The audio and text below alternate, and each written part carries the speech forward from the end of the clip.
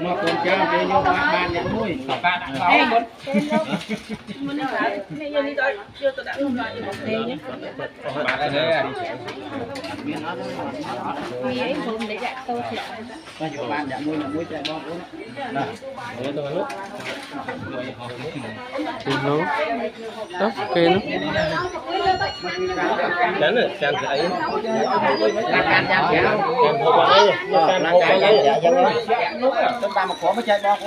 chán rồi chán cái ấy là cái vấn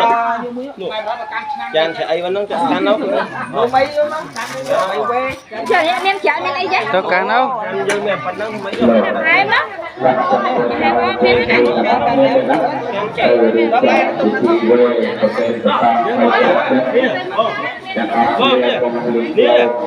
có nó mặc kệ thế rồi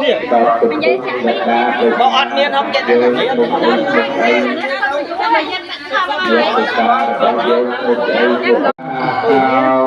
thấy bao này thấy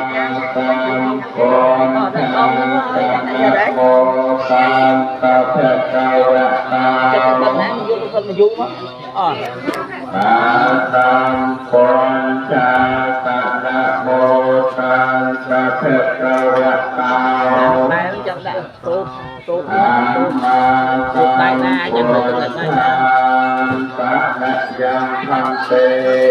Yang Kwanti